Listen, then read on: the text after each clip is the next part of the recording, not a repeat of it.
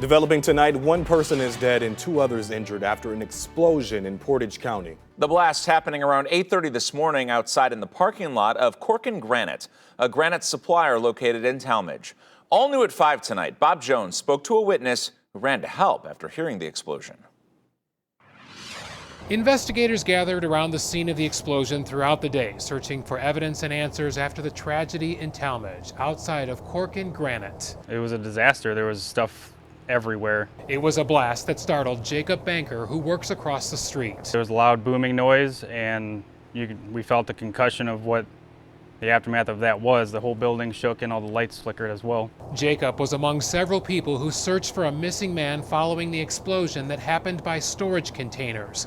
But when they did find him, there was nothing they could do. So we were just pulling stuff out of the container to try to find out where he was.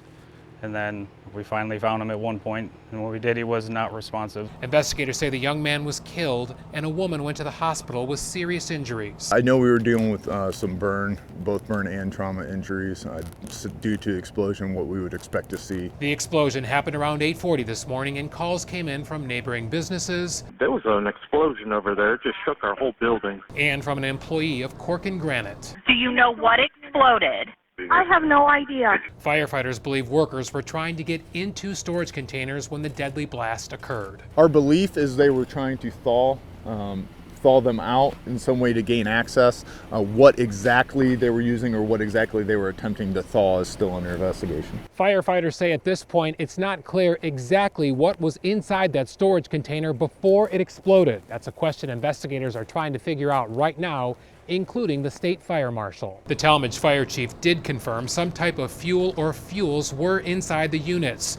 Cork and Granite has been in business for nearly 30 years, installs countertops, and according to its website, considers the business a big family.